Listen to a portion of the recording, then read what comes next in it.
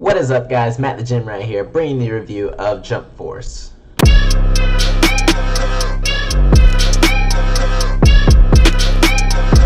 Jump Force is a 3D fighting game where multiple Shonen Jump animes are all brought together into one game. The story runs along the premise that all these jump worlds are being brought together because one guy wants to destroy the world, and he's using the help of all these villains in the multiple Shonen Jump animes to destroy the world. But what he doesn't realize is that it's also bringing all the heroes in these Shonen Jump animes together to fight him.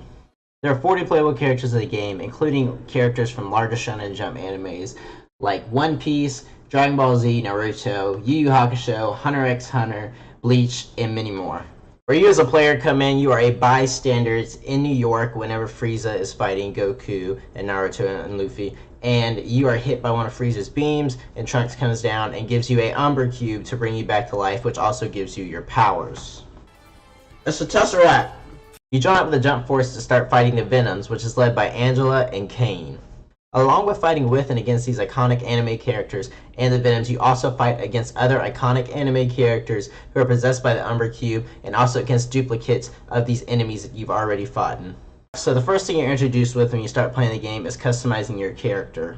Now, unfortunately, customizing your character is very poor in this game. It's very low customization. I thought that you'd be able to use the presets from all the other characters in the game, all the other anime characters, to make your character look somewhat like an anime character or resemble some of your favorite anime characters. But unfortunately, it's not. It's very basic. Options that you're given are very simple and leaves you disappointed with the customization and how your character looks. You also hit with non-stop loading screens before and after every cutscene and fight that leave you sitting there for almost up to a minute just waiting for the game to load in. The fighting animations in this game are amazing, and it's so awesome to see your character bust through combos or use abilities and things like that, and to see the animations go through and just be so cinematic and so fluid while working into the game.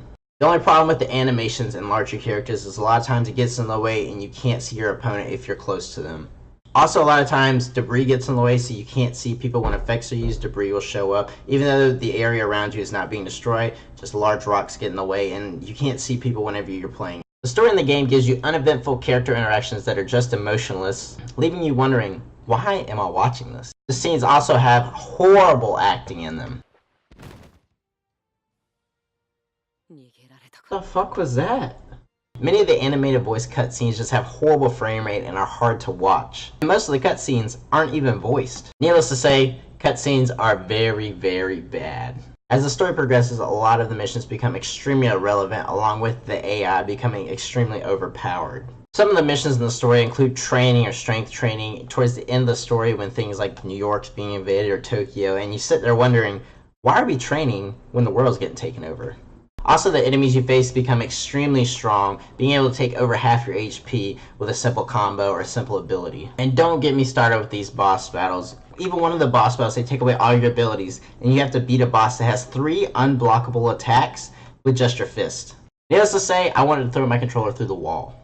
Also, you level up your character and other characters, but the thing is, once you go in to use the points that you've leveled up your characters with, you really don't know what it does. Elements are another thing used in the game, and from playing it for a good bit, I still don't have any clue what elements actually do.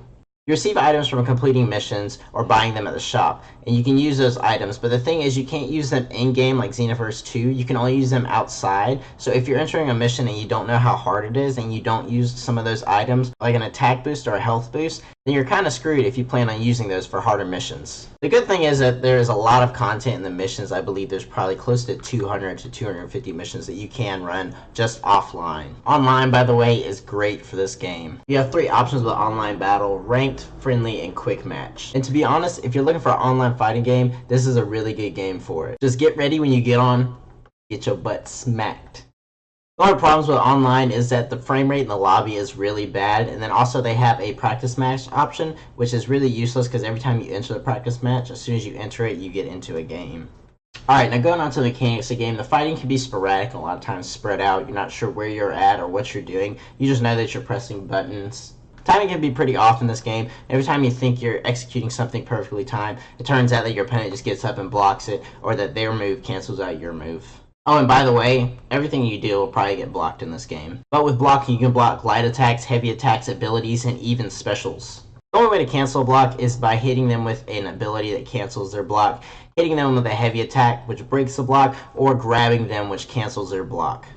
Busting out a combo in a fight is actually very satisfying, and if you can chain it to other combos and calling in your teammates, it's actually very, very fun to do. Playing with a team of 3 can be very integrated into the battles. Calling them for attacks or even to switch out while you're performing an attack can be crucial at certain parts and is a very fun aspect to the game.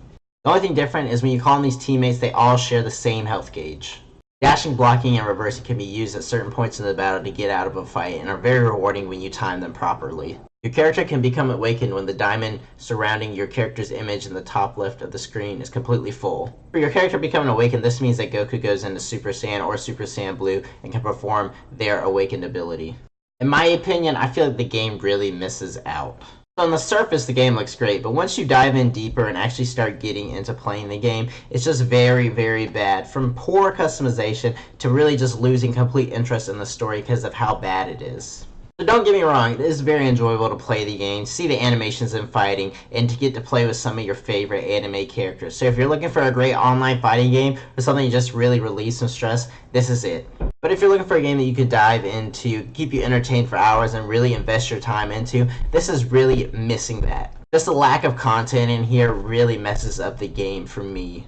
Oh, and by the way, even though you're seeing Light Yagami multiple times throughout the game, you don't get to play as him. Alright guys, that is all for me. I hope you enjoyed the review. I know I couldn't touch on every single thing in this game, but I tried to do my best to have a full overview. I want you to keep in mind that I did play this on Xbox, so if you play it on PS4 or on PC, you might have a different experience with it, but this was just my look at the game. Alright, so that is all from me, Matt the Gym Rat. I hope you enjoyed the video, and if you did, please leave a like, comment, and subscribe, and don't forget, lifting and gaming is life.